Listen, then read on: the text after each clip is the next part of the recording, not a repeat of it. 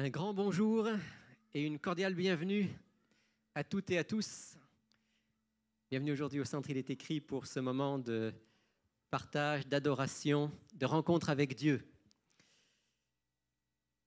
Avant de commencer notre moment de louange, quelques annonces. D'abord, vous rappelez notre émission Il est écrit. Vous savez que tous les dimanches matins sur VTélé, nous avons une émission qui passe. Demain, c'est une rediffusion.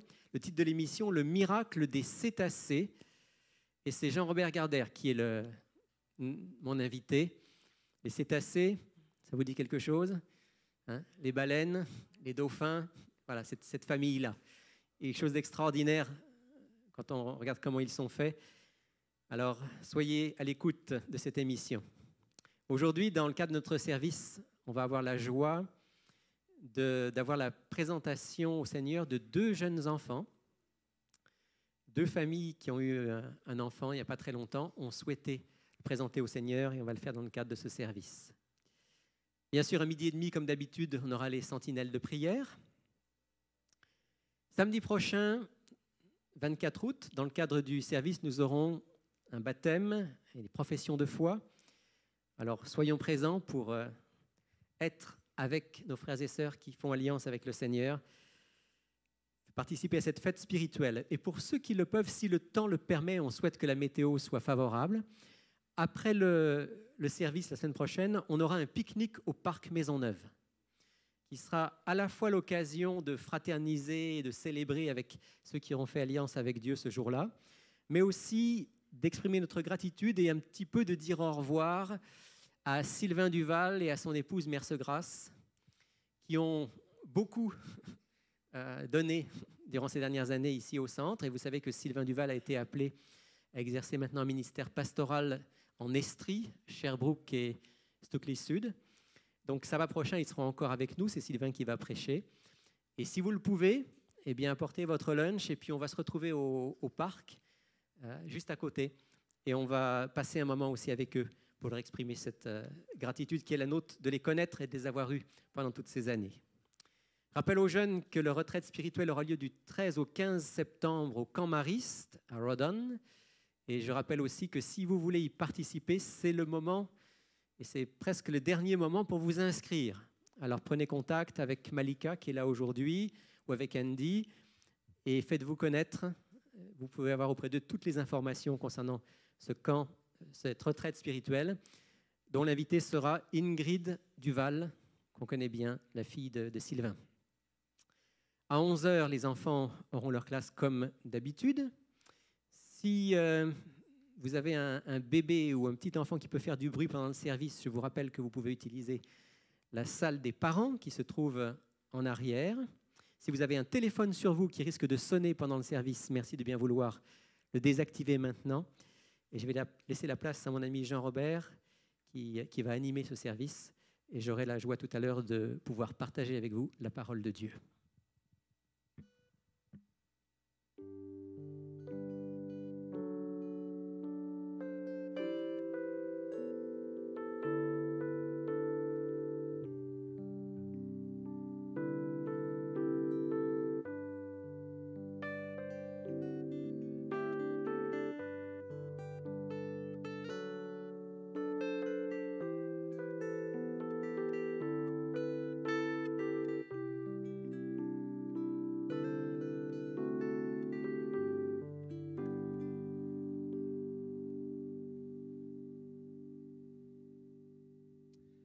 Bonjour et bienvenue au Centre Il est écrit de Montréal. Nous sommes très heureux de vous voir ce matin. On espère que la semaine a été bonne pour chacun de vous. Et je salue aussi ceux qui sont avec nous, peut-être pour une première, deuxième ou même une énième fois. Donc, bienvenue dans la maison du Seigneur. Et on salue aussi ceux qui nous écoutent donc, via le web. Donc, Dieu soit avec vous ce matin et qu'il bénisse cette journée de sabbat. Donc, en cette journée, nous sommes ici pour adorer, pour célébrer notre Créateur, celui qui a fait les cieux, la terre, la mer, les ruisseaux, les cours d'eau et tout ce qui s'y trouve en 6 jours et qui s'est reposé le 7e jour. Et il nous lance cette invitation depuis le commencement de la création pour qu'on puisse mettre à part cette journée pour venir l'adorer et le célébrer. Au psaume 95, les versets 1 à 3, on lit « Venez, chantons avec allégresse à l'Éternel.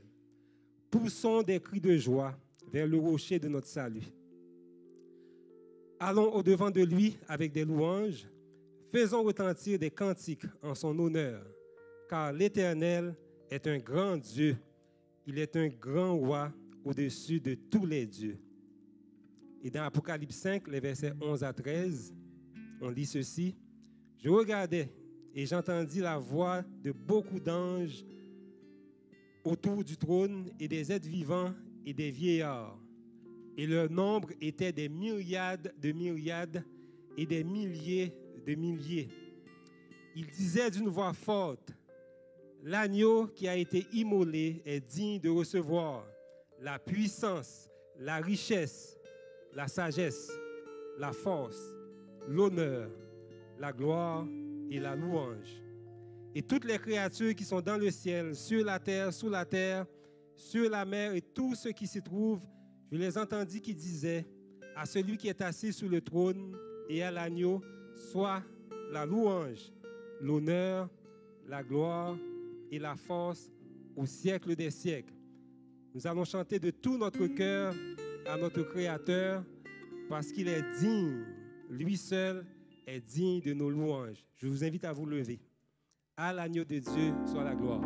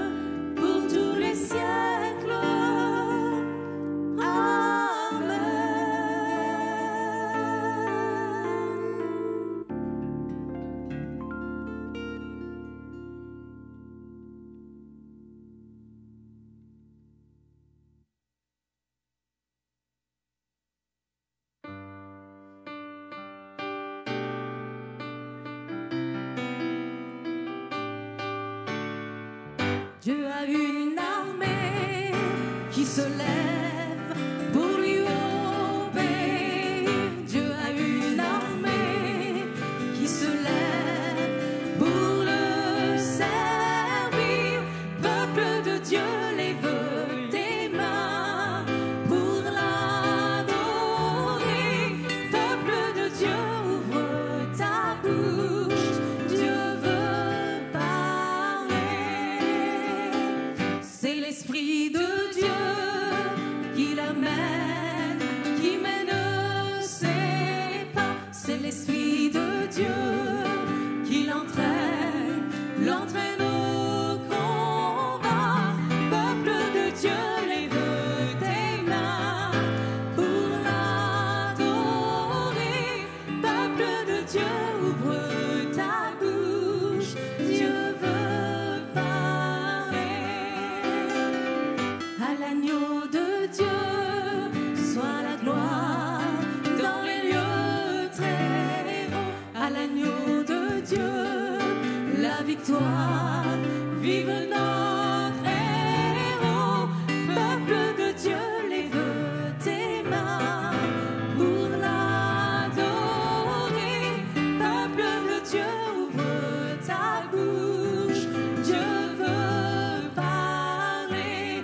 Peuple de Dieu, lève tes mains pour l'adorer.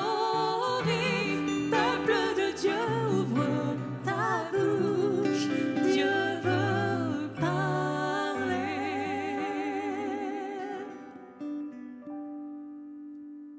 Oui, notre Dieu, notre Père, toi seul es digne de nos louanges. Et nous sommes ici ce matin, bon papa, pour t'adorer, faire monter vers toi nos hymnes de louange et de reconnaissance. Merci pour cette nouvelle semaine que tu nous as accordée. Dans ta grâce, ta bonté, ta grande miséricorde, mon Père, tu nous as préservés du mal et tes bontés se sont renouvelées envers nous chaque matin au cours de cette semaine. Nous répondons à ton invitation, bon Père, en cette journée bénie de sabbat. Nous sommes ici, mon Père, pour dire à tout le monde que c'est toi qui as tout créé, tout ce qui nous entoure est l'œuvre d'un créateur, tout ce qui nous entoure porte ta signature. On te demande, s'il te plaît, de bénir chaque personne présente ici, dans cette assemblée, et permet que chacun puisse repartir, mon Père, avec une portion de bénédiction que tu es prêt à déverser sur ton Église.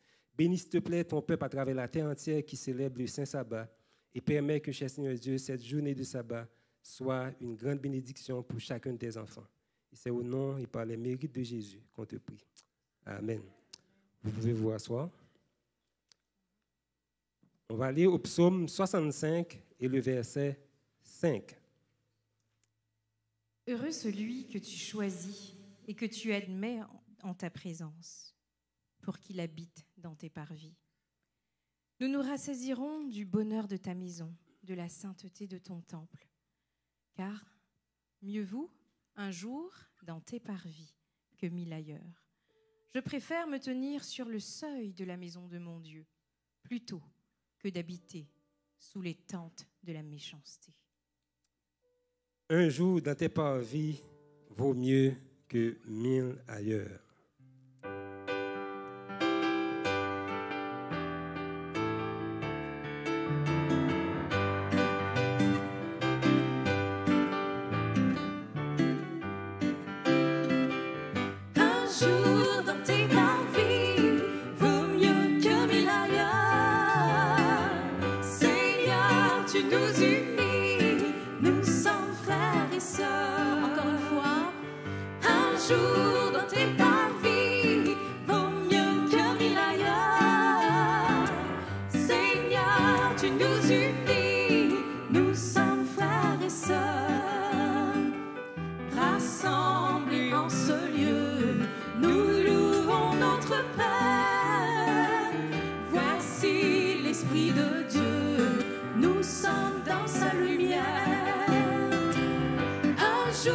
Dans tes parvis, vaut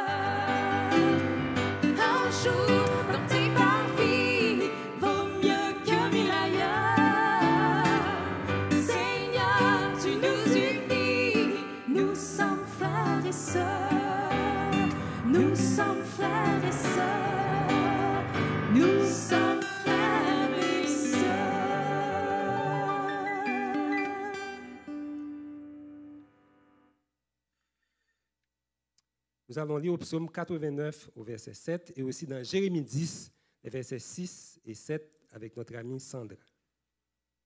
Car qui dans le ciel peut se comparer à l'Éternel? Qui est semblable à toi parmi les fils de Dieu? Nul n'est semblable à toi, ô Éternel. Tu es grand et ton nom est grand par ta puissance. Qui ne te craindrait, roi des nations? C'est à toi que la crainte est due, car parmi tous les sages des nations et dans tout le royaume, nul n'est semblable à toi. Amen. Notre Dieu est grand, il est tout-puissant. Dans ses œuvres, dans tout ce qu'il fait, il est merveilleux et nul n'est semblable à notre Dieu, que ce soit dans le ciel ou sur la terre. Et c'est ce que nous allons chanter. Qui donc dans le ciel est semblable à toi?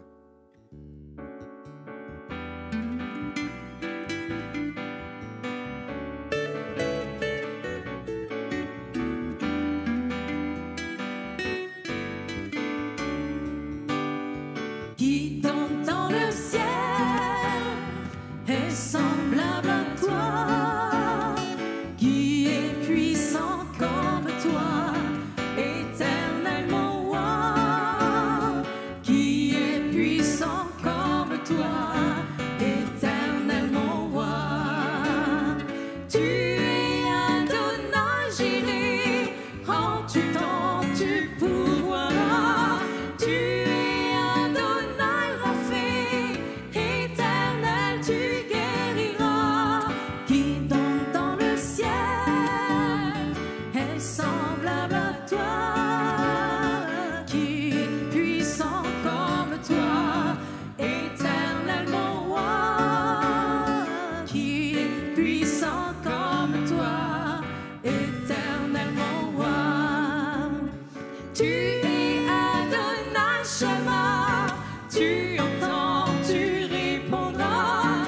Tu es Adonai Shalom, Dieu de paix pour tous les hommes. Qui donc dans le ciel est semblable à toi, qui est puissant comme toi, éternellement roi, qui est puissant comme toi, éternellement roi. El Shaddai, Dieu tout-puissant, tu protèges et tu nourris.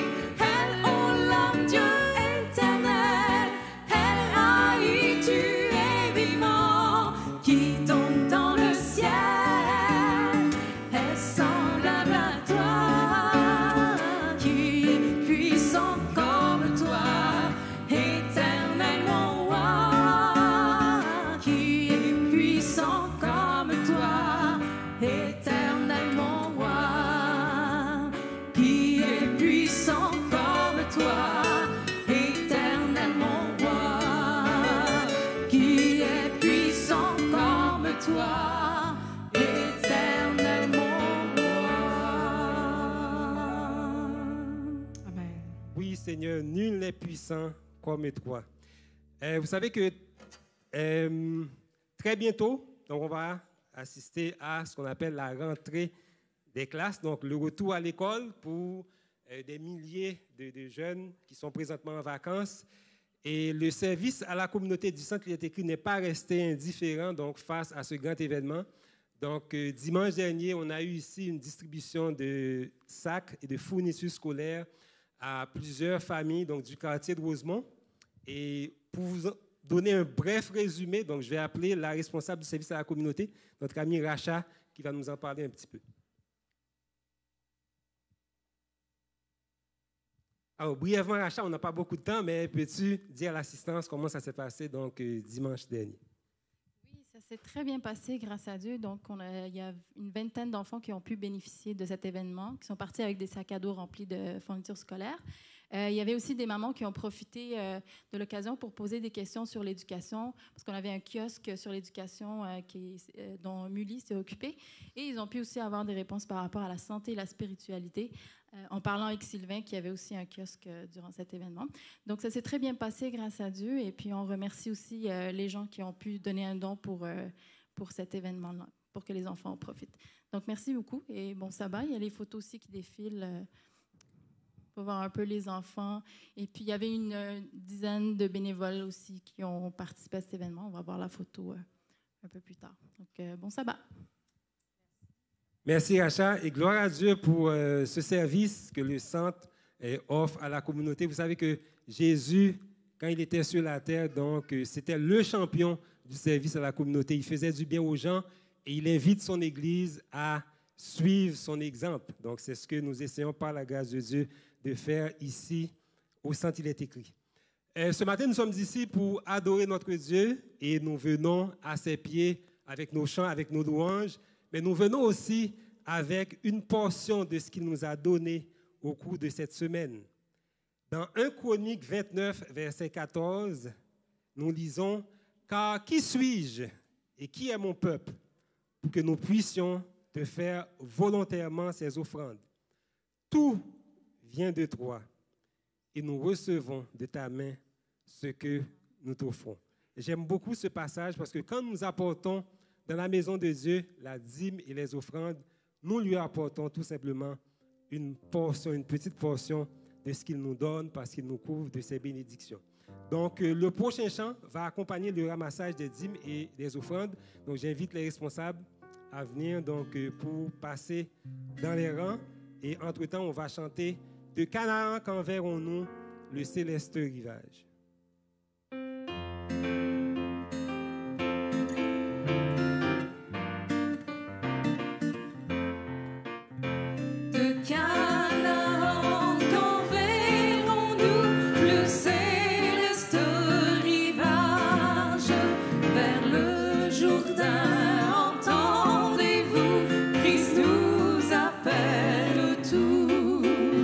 Près de lui, d'où partage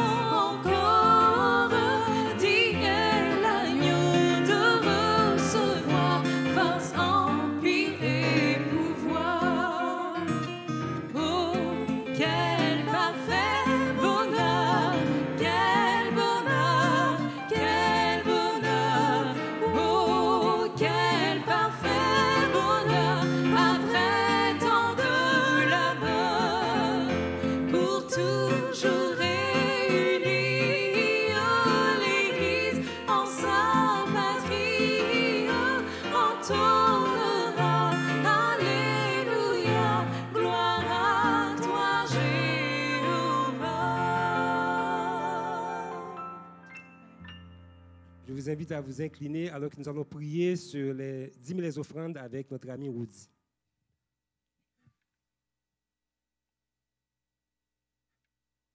Éternel, notre Père, notre Créateur, nous te glorifions en ce sabbat pour ce jour béni que tu as mis à part pour le bien de l'homme, pour nous sanctifier également. Nous te sommes reconnaissants pour tant d'amour, tant de miséricorde. Ce jour nous rappelle que tu nous as créés.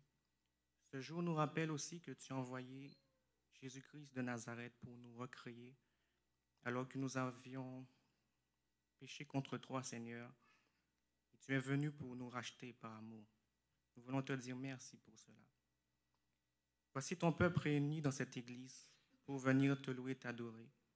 Ton peuple est venu t'apporter des dîmes et des offrandes également.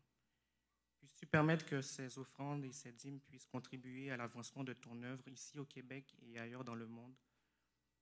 Que ton Esprit Saint visite ton peuple et purifie-nous, Seigneur. Transforme nos vies et rends-nous à l'image de notre Rédempteur Jésus-Christ. Père, sois glorifié en ce jour dans nos vies et que le message qui sera adressé en ce jour puisse nous exhorter à salut. Tu connais les souffrances de tes enfants, tu connais les difficultés. Visite chacun d'entre nous et restaure-nous, Père, par ta grâce. Nous n'avons aucun mérite, mais c'est seul par ta seule grâce, par le sang de Jésus-Christ pour ta gloire que nous t'avons prié, ô Père. Amen. Amen. La semaine prochaine, le centre il est écrit aura la joie d'accueillir 2 nouveaux membres, donc un par baptême et l'autre par profession de foi. Mais aujourd'hui aussi, nous avons la joie, l'immense joie d'accueillir 2 nouveaux membres. Mais cette fois-ci, c'est par le miracle de la naissance. Donc, 2 jeunes familles du centre vont présenter au peuple de Dieu, mais aussi vont consacrer à Dieu ce matin donc, leur bébé. Donc, nous cédons tout de suite la place à notre pasteur.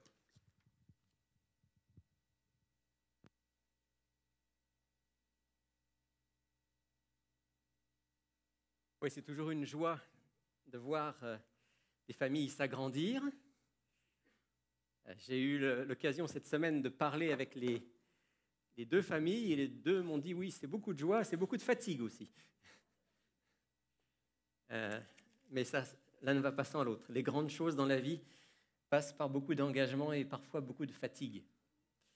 Aujourd'hui, donc, 2 familles, celle de Clayton et Camilla, qui avaient déjà un petit garçon, Jonathan, que l'on connaît bien, et qui ont vu venir un deuxième, c'est Benjamin, que plusieurs d'entre vous connaissent déjà. Plus récemment, dans la famille de Widelson et de Martin, est arrivé aussi un deuxième enfant, et eux ont décidé d'être très équilibrés. Ils avaient eu un garçon, Gabriel. Ils ont dit, bon, cette fois-ci, on aura une fille. Et donc, c'est Anne Maëlie qui est venue. Alors, à ces 2 familles, je veux souhaiter la bienvenue de manière particulière aujourd'hui, leur dire que nous les aimons, que nous sommes heureux de les avoir parmi nous et heureux aussi de voir leurs enfants grandir. Je voudrais juste partager avec vous, d'abord vous, Clayton et Camilla, Widelson et Martine, mais aussi avec vous tous qui êtes présents, juste un court passage du livre des Proverbes, en introduction à cette prière que nous allons faire. Dans le livre des Proverbes, au chapitre 6, il est dit « Mon fils, garde le commandement de ton père et ne rejette pas l'enseignement de ta mère. Attache-les constamment sur ton cœur, noue-les à ton cou, ils te dirigeront dans ta marche, ils te garderont sur ta couche, ils te parleront à ton réveil, car le commandement est une lampe, l'enseignement une lumière, et les réprimandes éducatives sont le chemin de la vie. » Ça, c'est la version Colombe. J'aime bien l'expression « les réprimandes éducatives ». Ce n'est pas l'explosion de colère qu'on peut parfois connaître, et simplement mettre sur le droit chemin un enfant. J'ai choisi ce texte d'abord parce que j'aime beaucoup le fait qu'au verset 20, il est dit « Mon fils, garde le commandement de ton père et ne rejette pas l'enseignement de ta mère. » Ça rappelle l'importance des 2 parents dans l'éducation et dans le cheminement d'un enfant. Et je crois que Clayton et Camilla, Widelson et Martine, vous avez, en tant que parents, tous les deux, une responsabilité très importante et Dieu veut bénir ce que vous allez partager avec vos enfants. Et l'idée essentielle que je voudrais vous laisser aujourd'hui, c'est que quels que soient les investissements que vous faites dans votre vie, je sais par exemple que Widelson et Martine, en ce moment, vous êtes beaucoup dans les rénovations à la maison. C'est beaucoup d'énergie, c'est beaucoup d'argent, c'est un investissement. Je sais que Clayton et Camilla, vous préparez à partir au Brésil pour quelques semaines de vacances. Ça aussi, c'est un investissement pour aller jusqu'au Brésil. Et c'est des choses qui sont tout à fait bonnes et légitimes. Mais souvenez-vous que ces investissements-là sont des investissements temporaires. Mais l'investissement dans l'enseignement d'un enfant, partager avec un enfant de l'amour, partager avec un enfant la connaissance de Dieu, partager avec un enfant cet enseignement de la parole de Dieu, ça c'est un investissement éternel. Éternel. Et quand j'y pense moi-même par rapport à mes propres filles, je me dis, Seigneur, waouh, ça c'est quelque chose. C'est solennel. On ne peut pas sauver nos enfants, ils devront faire leur propre choix, mais on a cette responsabilité en tant que parents de partager avec eux quelque chose, un enseignement et surtout un vécu qui va leur permettre de se préparer à la vie éternelle. Et c'est dans ce sens-là qu'on veut prier aujourd'hui pour vous. D'abord pour que Dieu vous remplisse de sa présence, qui vous permette d'avoir une foi toujours plus solide, un amour toujours plus grand, et que vous puissiez le partager avec vos enfants, sachant que les réprimandes éducatives, l'amour et l'enseignement des parents sont le chemin de la vie et de la vie éternelle. Alors j'aimerais vous inviter maintenant, si vous le voulez bien, les deux familles à venir me rejoindre ici. Et nous voulons prier ensemble pour vous, pour vos familles, pour vos enfants. Voilà. Voilà les deux parents avec les 4 enfants qui viennent nous rejoindre. Vous les connaissez, la plupart d'entre vous. Peut-être si vous voulez vous mettre ici pour qu'on voit bien. Ça fait 2 belles familles, vous êtes d'accord ? Hein ? Alors on est heureux de vous accueillir aujourd'hui. On est heureux de pouvoir prier avec vous et prier pour vous. Alors on prie pour toute la famille. Je vais quand même dire pour ceux qui peut-être ne vous connaissent pas bien, le dernier venu dans la famille Clayton et Camilla, c'est lui, c'est Benjamin. Et la dernière venue dans la famille de Martine et Widelson, elle est là pour l'instant. Non, elle dort pas, elle est tranquille avec sa maman, pourvu que ça dure. Donc, je voudrais vous inviter à vous lever alors que nous allons prier ensemble.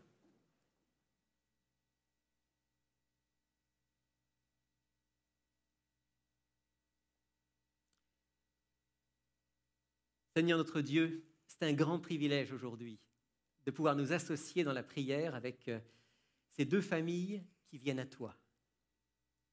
Quelle joie, Seigneur, quelle joie de ce que des enfants puissent venir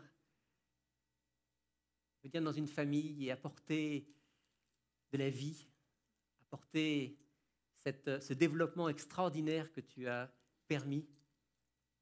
Je te loue, Seigneur, je te remercie pour Benjamin, et je te loue et je te remercie pour Anne-Maëlie, ainsi, Seigneur, que pour Jonathan et pour Gabriel. Ensemble, Seigneur, comme une famille spirituelle, nous voulons aujourd'hui te présenter ces enfants. Avant toute chose, nous te demandons de leur donner la santé, de leur donner de pouvoir grandir avec de la joie dans le cœur, avec un cœur rempli d'amour, l'amour qui vient de toi et l'amour qui viendra aussi de leurs parents. C'est la raison pour laquelle nous voulons aussi te prier spécialement pour les parents. Tu sais que c'est un grand défi d'être parent. On disait tout à l'heure, c'est beaucoup de joie, mais c'est aussi beaucoup de fatigue, beaucoup d'investissement. Seigneur, rappelle-leur toujours que cet investissement est un investissement qui vaut la peine, que le temps qu'ils vont passer avec leurs enfants, que parfois l'enseignement ou les corrections qu'il faut donner aux enfants qui sont difficiles, que cela portera du fruit et qu'ils vont permettre ainsi à leurs enfants d'avoir une vie heureuse, équilibrée et un jour la vie éternelle avec toi. Seigneur, c'est vraiment notre prière. Que lorsque Jésus va revenir bientôt, eh bien, Anne-Maëlie, Gabriel, Benjamin, Jonathan et leurs parents puissent être eux aussi avec toi dans ton royaume. Et j'ai une prière particulière, Seigneur, aussi pour nous en tant que famille spirituelle ici au centre, il est écrit. Rappelle-nous que nous avons aussi une responsabilité et que nous puissions accompagner ces familles et aimer ces enfants comme toi tu les aimes. Tu as promis ton Saint-Esprit à ceux qui te le demandent, alors que ton Saint-Esprit repose sur ces familles et qu'elles puissent tenir ta main fidèlement jusqu'au bout, au nom de Jésus. Amen.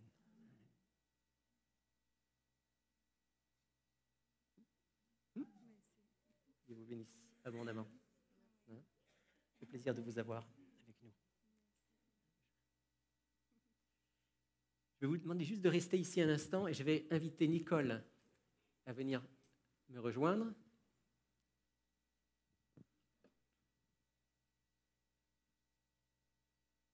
Merci, Rémi. Effectivement, la famille grandit. Et c'est vraiment une bonne chose. C'est une bénédiction que d'avoir des enfants, moi-même qui en a déjà 2, qui sont grands maintenant, et une petite fille.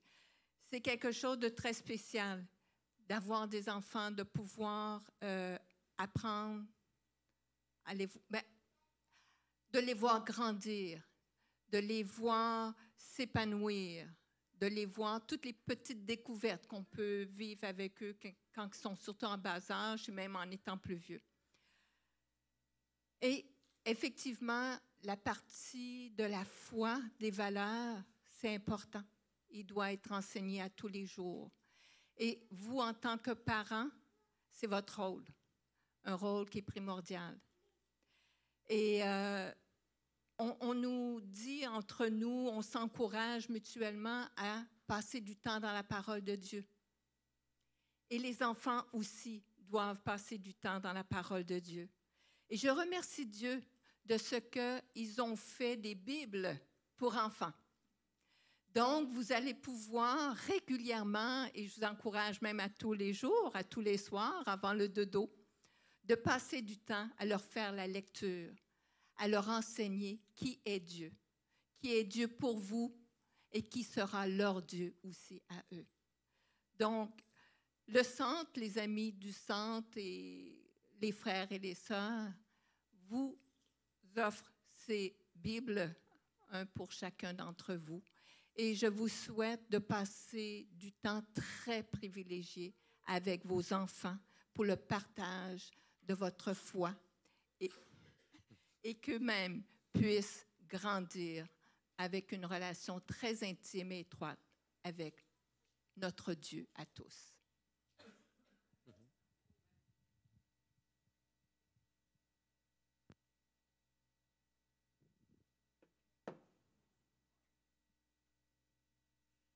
Si vous êtes d'accord, on va encourager nos familles en leur disant que nous les aimons.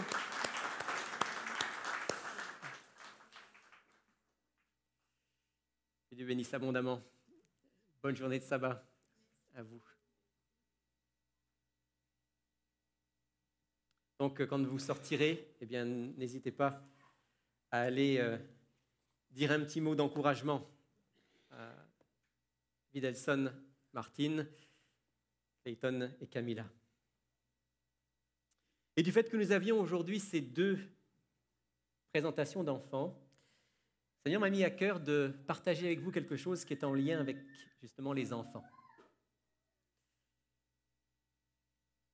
Les parents ont beaucoup de choses à apprendre à leurs enfants et les enfants ont aussi beaucoup de choses à apprendre à leurs parents. Et nous avons tous en tant qu'adulte, beaucoup de choses à apprendre des enfants. C'est ce que Jésus a enseigné à plusieurs reprises. Plusieurs reprises, Jésus a montré combien il était important qu'on observe les enfants et qu'on apprenne d'eux. Et aujourd'hui, j'aimerais partager avec vous un texte qui se trouve dans l'Évangile selon Marc. Je vous invite à le suivre avec moi. Évangile selon Marc, chapitre 10.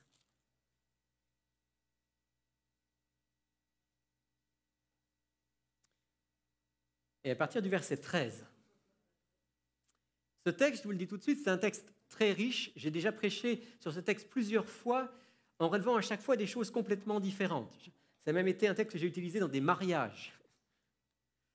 Et aujourd'hui, je vais juste relever un aspect de ce qui se passe dans ce récit. Marc 10, verset 13 et suivant. Des gens lui amenèrent des petits-enfants pour qu'il les touche. Mais les disciples leur firent des reproches. Jésus, en le voyant, fut indigné. Il leur dit, « Laissez venir à moi les petits-enfants. Ne les en empêchez pas, car le royaume de Dieu est pour leurs pareils, ou suivant les traductions, pour ceux qui leur ressemblent. En vérité, je vous le dis, quiconque ne recevra pas le royaume de Dieu comme un petit enfant n'y entrera point. » Puis il les embrassa, les bénit, en leur imposant les mains. Il y a beaucoup de choses dans ce texte. Il y a l'attitude de Jésus vis-à-vis des enfants qui est extraordinaire et qui nous permet de comprendre bien des choses par rapport au secret de l'éducation. Mais ce n'est pas là-dessus que je vais m'arrêter. J'aurais pu m'arrêter aussi sur l'attitude des disciples. Ce sur quoi je voudrais m'arrêter ce matin pendant quelques instants, c'est le royaume de Dieu est pour ceux qui ressemblent aux enfants, dit Jésus. Et même, il va plus loin, quiconque ne recevra pas le royaume de Dieu comme un petit enfant n'y entrera pas.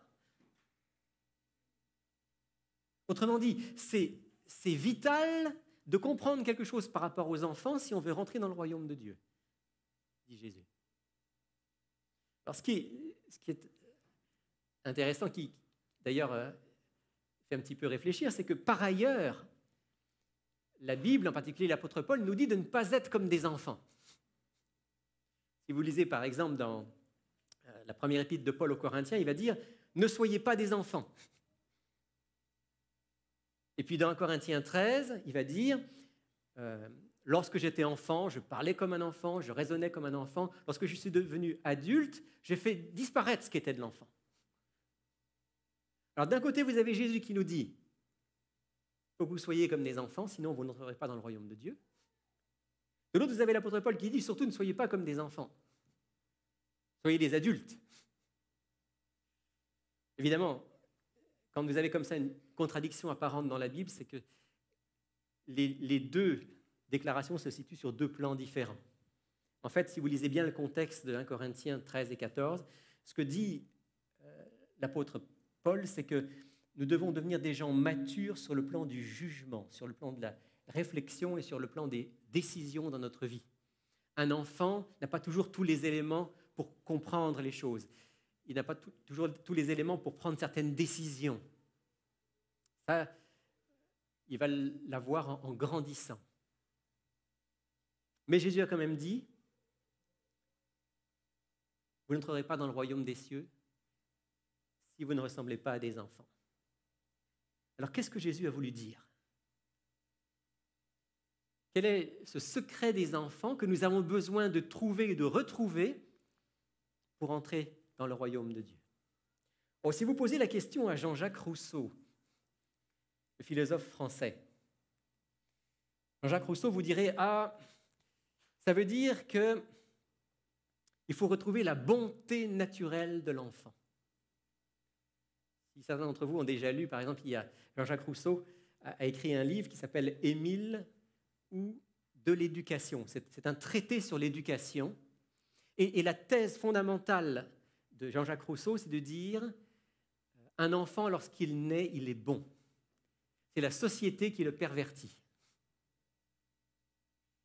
Et alors, Jean-Jacques Rousseau dirait probablement en lisant ce texte, oui, Jésus a raison, il faut retrouver en nous l'enfant que nous étions pour retrouver la bonté, la droiture, l'amour. L'homme est bon par nature, il se dégrade au contact de la société, il faut redevenir des enfants.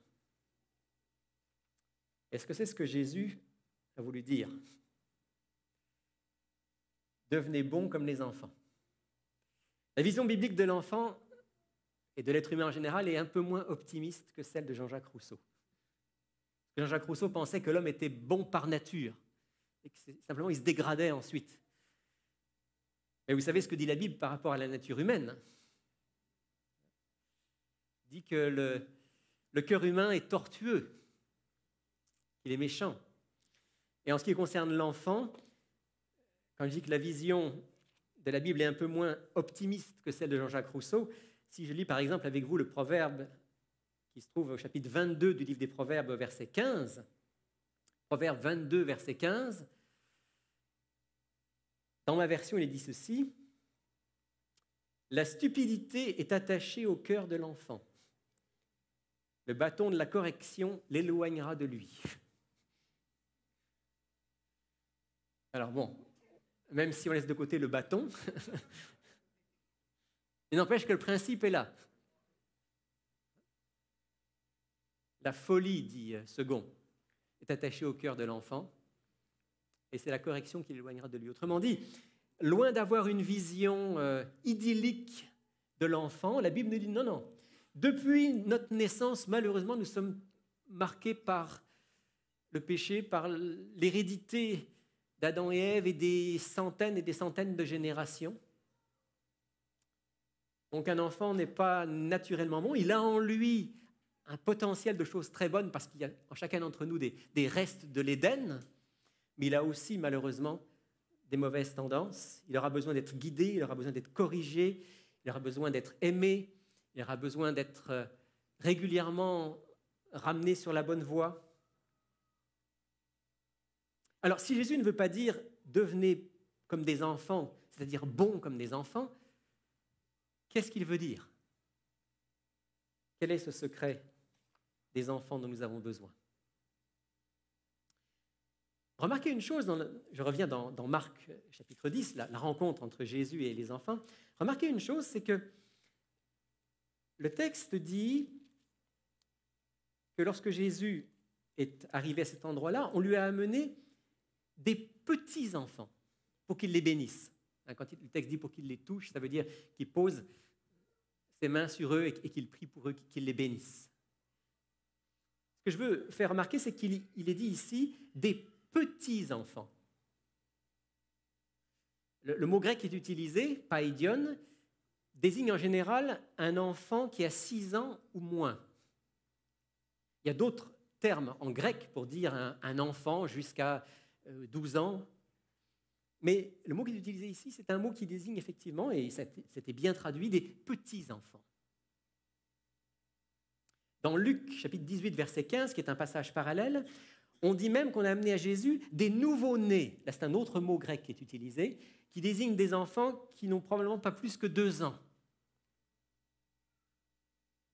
Donc, ce que Jésus nous propose comme des modèles pour la vie et pour la vie dans le royaume de Dieu, ce ne sont pas des enfants, de grands enfants capables de raisonner beaucoup. Non, ce sont des petits-enfants et même des nouveau-nés. Ceux-là, dit Jésus, ont quelque chose à nous apprendre. Il faut qu'on redevienne, il faut qu'on devienne comme eux. Quelle est leur caractéristique? Quel est leur secret dont nous avons besoin? Pour nous mettre sur la piste, je vais avec vous dans Matthieu chapitre 18, où Jésus va dire quelque chose qui nous permet de comprendre dans quel sens il veut aller. Matthieu chapitre 18, il y a une discussion entre les disciples pour savoir qui est le plus grand.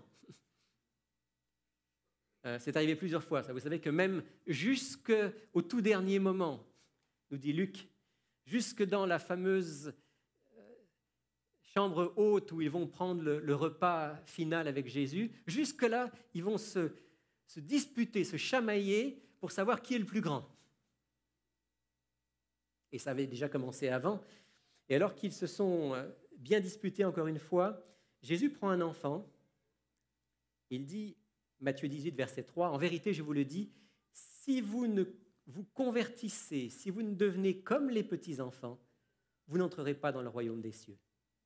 C'est pourquoi quiconque se rendra humble comme ce petit enfant sera le plus grand dans le royaume des cieux. » Donc c'est encore le même enseignement de Jésus, mais il rajoute quelque chose ici. Il dit que pour entrer dans le royaume des cieux et pour être grand aux yeux de Dieu, il faut devenir comment? Humble. Humble comme un petit enfant. Là, je vais vous poser la question, est-ce que les enfants sont humbles? Je vois que vous hésitez un peu.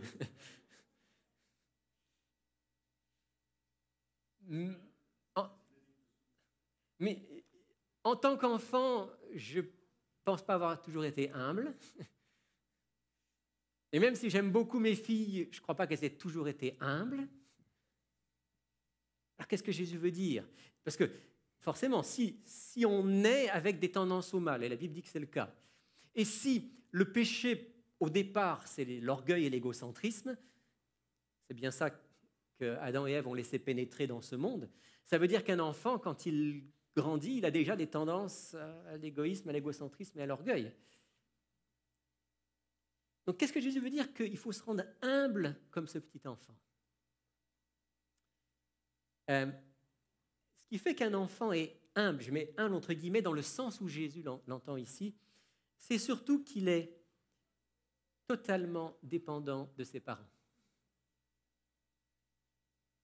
Un petit enfant, et on comprend pourquoi Jésus utilise l'expression petit enfant. Un petit enfant, même si de temps en temps il a des velléités de montrer qu'il est grand et qu'il peut faire plein de choses, malgré tout, dans sa petite enfance, il sait qu'il a besoin de ses parents.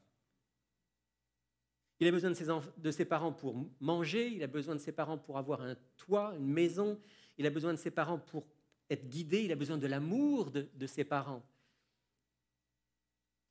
Un petit enfant sait instinctivement qu'il est presque totalement dépendant de ceux qui prennent soin de lui. Il attend tout de ses parents. Soyez comme des petits-enfants, dit Jésus, conscients de votre totale dépendance vis-à-vis de votre Père Céleste. Totale dépendance vis-à-vis de votre Père Céleste. Ça fait penser, vous savez, à un enfant qui tient la main de son papa et qui va se promener, par exemple, dans un centre d'achat, un centre commercial. Et alors là, ils vont à droite, à gauche, ils regardent dans les magasins. Et imaginez que cet enfant, à un moment, dise « Papa, je vais aller voir quelque chose. » Et il lâche la main de son papa, il va voir quelque chose en face, et puis il y a beaucoup de monde, et d'un seul coup, il se retourne, et papa n'est plus là. Peut-être que vos enfants ont déjà vécu ça. Qu'est-ce qui se passe dans le cœur de l'enfant? Panique. Papa, papa. Certains qui sont un peu plus courageux que les autres vont chercher, d'autres vont s'arrêter là, se mettre à pleurer, et quelqu'un va venir les voir en disant « T'as perdu ton papa, t'as perdu ta maman ?» Mais quand l'enfant se met à pleurer, qu'est-ce qu'il dit en fait? Il dit « Je suis perdu sans mon papa, je suis perdu sans ma maman. Je ne peux rien faire sans eux. » En grandissant, l'enfant apprend de plus en plus l'indépendance vis-à-vis de ses parents, ce qui est normal dans le développement de l'être humain. Mais Jésus nous dit, dans le développement du chrétien, il faudra qu'il sache qu'il est toujours dépendant de son Père Céleste. Qu'à aucun moment il ne peut dire « Ok, maintenant c'est bon Seigneur, j'ai compris, je peux me débrouiller tout seul. » Si vous ne devenez pas comme des enfants, c'est-à-dire si vous n'êtes pas conscient toute votre vie et de plus en plus à quel point vous êtes dépendant de votre Père Céleste, si vous ne laissez pas de côté votre prétention à pouvoir diriger votre vie par vos propres capacités, vous ne pourrez pas rentrer dans le royaume de Dieu, dit Jésus. Parce que vous ne pouvez pas vivre indépendamment de votre Père céleste. Ça, c'est la grande leçon spirituelle que les enfants ont à nous apprendre. Et vous savez, ce n'est pas facile parce que, en tant qu'adulte, d'une manière ou d'une autre, on pense toujours à certains moments qu'on est capable par nous-mêmes. Je me souviens, il n'y a pas si longtemps que ça, de Jean-Jacques Hermans qui prêchait justement un petit peu sur ce thème et qui disait, à propos de la fameuse phrase de Jésus, « Sans moi, vous ne pouvez rien faire », il disait, mais, on lit cette phrase, mais à l'intérieur de nous-mêmes, on pense, « Seigneur, oui, mais il y a quand même plein de choses que je peux faire sans toi. » Mais spirituellement, dit Jésus, à partir du moment où vous pensez que vous pouvez faire sans moi, vous êtes en grand danger. Oh oui, vous pouvez réaliser des choses, mais il va manquer l'essentiel. Il va manquer l'amour qui vient d'en haut, il va manquer l'humilité, la foi qui viennent d'en haut, il va manquer tout ce qui fait qu'une décision, une action sont vraiment remplies de ma présence. Les enfants nous apprennent cette leçon. Si nous voulons être dans le royaume de Dieu, si nous voulons grandir à l'image de Dieu, demandons à Dieu de nous aider chaque jour à être conscients de notre dépendance vis-à-vis de lui et à marcher humblement avec lui, comme dit le prophète Michée. On t'a fait connaître, ô homme, ce qui est bien, ce que l'Éternel demande de toi, c'est que tu pratiques la justice, que tu aimes la miséricorde et que tu marches humblement avec ton Dieu. Et alors, parce que l'enfant sait qu'il est dépendant de ses parents, parce qu'il sait que ses parents prennent soin de lui,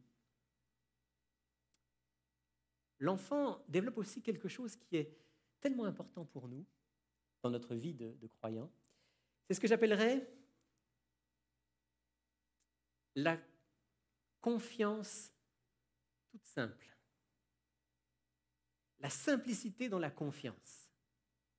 Une des caractéristiques de l'enfance, c'est la fraîcheur, la spontanéité, une forme de transparence. Un enfant, surtout un petit enfant, généralement, vous savez ce qu'il pense, vous savez ce qu'il vit, vous savez ce qu'il ressent, parce qu'il est spontané. Il est authentique à sa manière. Quand on grandit, on apprend à porter des masques. Et parfois, à cause d'expériences qu'on a vécues, en grandissant, on porte de plus en plus de masques pour se protéger ou parfois pour profiter de toutes sortes de situations. Mais un enfant, lui, non. Un petit enfant, lui, il est ce qu'il est et ça transparaît, c'est authentique. Et il fait confiance à ses parents parce que ses parents sont ceux qui vont lui permettre de survivre, de grandir, de se développer. En passant, je réfléchissais à ça et je me disais, Seigneur, ça c'est quelque chose que tu veux qu'on développe, non seulement envers toi, mais aussi les uns envers les autres. Plus on est à l'image de Jésus, plus on est proche de Jésus dans cette dépendance, et plus on devient des enfants sur ce plan-là. Regardez la vie de Jésus. Dans la vie de Jésus, il n'y a rien à cacher. Vous avez remarqué ça? Jésus n'a jamais rien à cacher. Il est totalement authentique, totalement transparent. Et dans nos relations avec Dieu, mais aussi les uns avec les autres, Dieu voudrait qu'on développe cette spontanéité, cette fraîcheur, cette authenticité d'un petit enfant qui n'a rien à cacher et qui peut être dans les relations avec les autres totalement authentique. Une relation qui porte la marque de la simplicité, de la spontanéité d'un petit enfant. Du point de vue de l'intelligence, du point de vue du jugement, de la sagesse, il faut être des adultes, dit l'apôtre Paul. Mais du point de vue de la relation avec notre Père, et même, dans une large mesure, de la relation avec les autres, il faut qu'on soit des enfants, qu'on soit totalement vrai, authentique. Et cette confiance simple, toute simple, qu'on va développer envers Dieu, va nous amener à avoir avec lui une relation des plus profondes. Vous savez, ce qui fait souvent que notre relation avec Dieu n'est pas aussi pleine et entière qu'on le souhaiterait. C'est souvent que on n'est pas totalement dépendant de lui, on essaie de se débrouiller par nous-mêmes. C'est souvent aussi qu'on n'est pas totalement transparent envers Dieu. Ce qui est au fond ridicule parce que Dieu, on ne peut rien lui cacher. Mais vous savez, ce n'est pas si facile que ça de dire vraiment à Dieu ce qu'il y a au plus profond de nous-mêmes. De rien lui cacher, de le laisser agir dans nos vies pleinement. De pouvoir faire des prières qui ne sont pas des belles prières avec des belles formules, Dieu n'en a que faire, mais des prières dans lesquelles le plus profond de ce que nous avons en nous est présenté devant le Seigneur, en disant « Seigneur, voilà. Voilà qui je suis, voilà ce que je pense en ce moment, voilà ce que je ressens en ce moment, voilà mes joies en ce moment, voilà mes peines en ce moment, voilà mes luttes en ce moment. Seigneur, voilà. Je viens devant toi comme un enfant. Puis, comme un enfant, j'attends tout de toi, Seigneur. » Dieu veut qu'on puisse développer cette relation avec notre Père Céleste.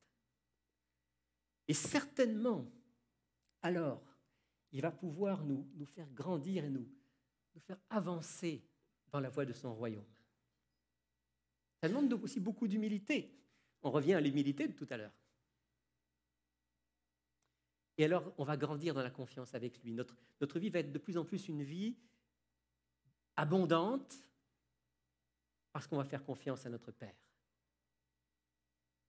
Heureux ceux et celles qui ont une foi d'enfant. Pas une foi sans intelligence, encore une fois, du point de vue de la compréhension, du point de vue de la connaissance, du point de vue du jugement. Dieu veut qu'on soit des adultes. Mais heureux ceux et celles qui ont une confiance d'enfant envers leur Père Céleste, comme les jeunes enfants ont une confiance immense en leurs parents. Et alors que je réfléchissais à ça, je n'ai pas pu m'empêcher de repenser à quelqu'un dont la vie m'a toujours beaucoup impressionné. Et j'espère que si vous n'avez pas fait, vous aurez l'occasion de lire ce livre. Il s'appelle « L'audace de la foi ». Je ne sais pas si on l'a à la bibliothèque, ce livre. Oui, je crois qu'on me fait signe que oui. Peut-être certains seraient intéressés à l'emprunter.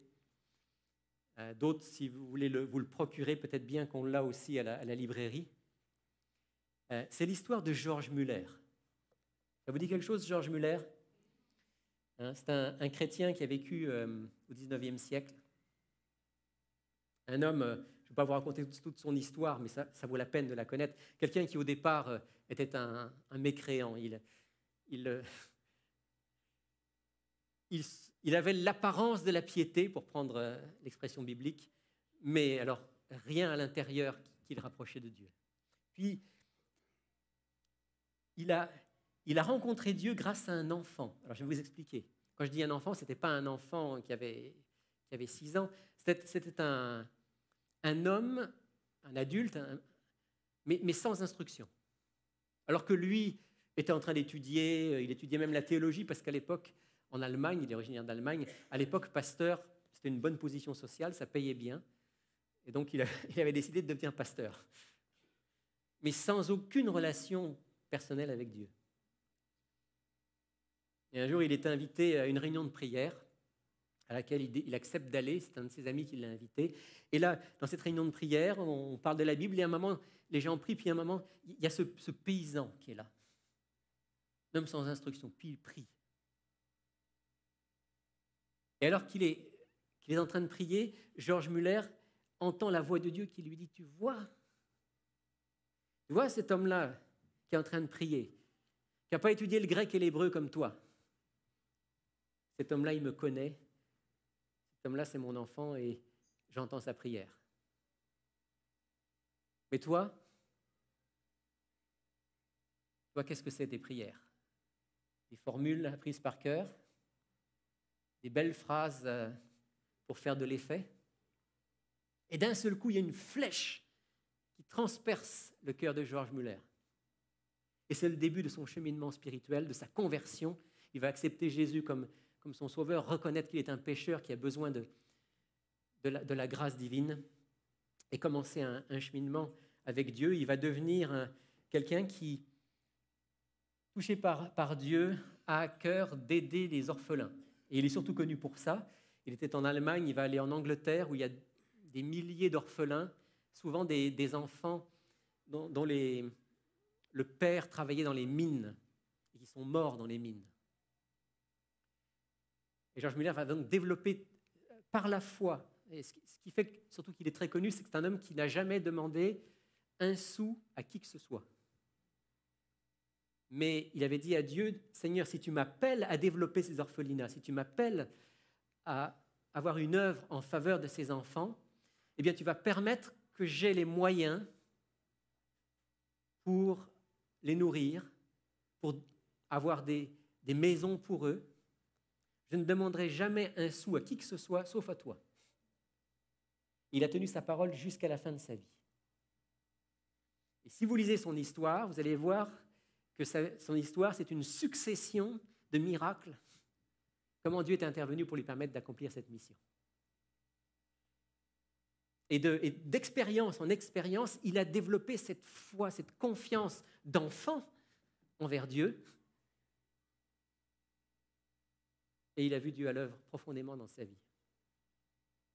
Et je veux juste partager avec vous cet épisode qui a un lien avec nous, d'une certaine manière, parce qu'à la fin de sa vie, après avoir passé des années et des années à s'occuper des orphelins et en même temps à développer des églises, à la fin de sa vie, George Muller est devenu un prédicateur itinérant. Au début, il n'était pas du tout disposé à ça, mais à un moment, il a senti que Dieu l'appelait à aller prêcher. Et donc, il a prêché en Angleterre, où il était, mais il est venu aussi prêcher de ce côté de l'Atlantique. Il est venu prêcher au Québec. Et l'histoire que je vais vous raconter maintenant se passe sur un bateau alors qu'il est en route pour la ville de Québec. Je lis simplement.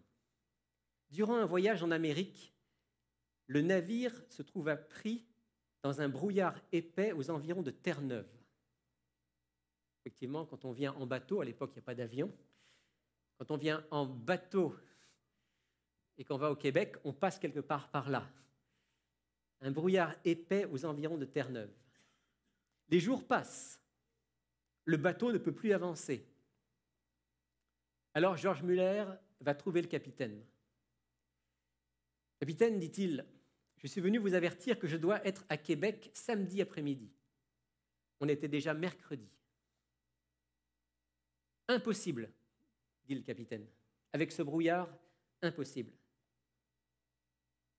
Si votre bateau ne peut pas m'y amener, reprend George Muller, alors Dieu trouvera un autre moyen. Je n'ai jamais manqué un engagement en 57 ans. Le capitaine répond, je voudrais bien vous aider, mais je ne vois pas ce que je pourrais faire. Descendez avec moi, on va prier, lui répond George Muller. Mais monsieur Muller, dit le capitaine, vous avez vu l'intensité de ce brouillard? Je ne regarde pas au brouillard, mais je regarde à Dieu qui contrôle le brouillard aussi bien que toutes les circonstances de ma vie. Ils descendent donc dans la cale du bateau et George Muller prie. Voilà comment il prie. Seigneur, si tu veux, enlève ce brouillard en 5 minutes. Tu sais que je suis attendu samedi prochain à Québec et que je dois y être. Merci Seigneur, au nom de Jésus, Amen. Une prière d'un enfant de 9 ans, dira plus tard le capitaine, en racontant cette histoire. Le capitaine voulut prier à son tour, mais George Muller lui mit la main sur l'épaule. Il lui dit, c'est pas la peine. D'abord, vous ne croyez pas que Dieu le fera, et ensuite, moi, je crois qu'il l'a fait.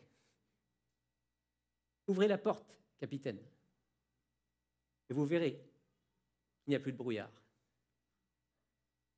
Effectivement, on ouvrit la porte et toute trace de brouillard avait disparu et George Muller fut le samedi suivant à Québec.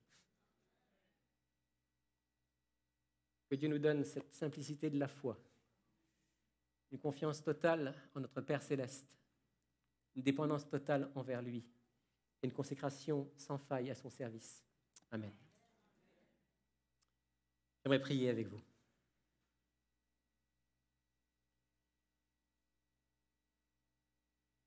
Père du ciel, si nous pouvons t'appeler Père, c'est que nous sommes tes enfants.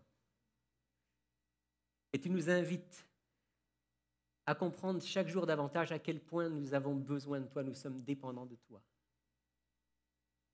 Apprends-nous, comme Jésus, à entretenir cette relation totalement transparente avec toi. Avoir un cœur simple, confiant, qui vient vers toi tel que nous sommes et qui saisit tes promesses, sans douter. Oui, Seigneur, convertis nos cœurs et transforme-nous à ton image. Que nous puissions, Seigneur, dans nos relations les uns avec les autres, avoir cette simplicité d'un enfant et que tu puisses nous préparer pour ton royaume. Au nom de Jésus. Amen.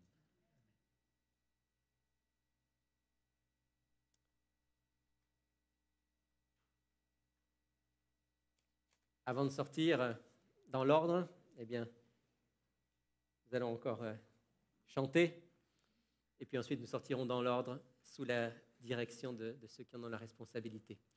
Seigneur, donne une bonne journée de sabbat remplie de sa présence.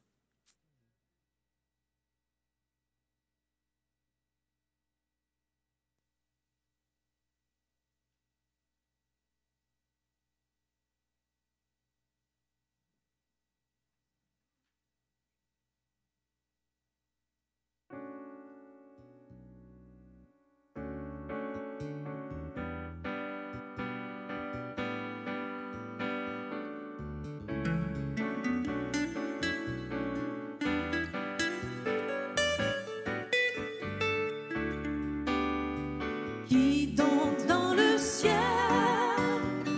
est semblable à toi, qui est puissant comme toi, éternel mon roi, qui est puissant comme toi, éternel mon roi. Tu es Adonai Jireh, en tout temps tu pourvoiras. Tu es Adonai Rapha, éternel tu guériras. Qui donc dans le ciel est semblable à toi, qui est puissant comme toi, éternel mon roi, qui est puissant comme toi, éternel mon roi. Tu es Adonai Shama, tu entends, tu répondras. Tu es Adonai Shalom, Dieu de paix pour tous les hommes. Qui donc dans le ciel est semblable à toi, qui est puissant comme toi, éternel mon roi, qui est puissant comme toi, éternel mon roi. El Shaddai, Dieu tout-puissant, tu protèges et tu nourris.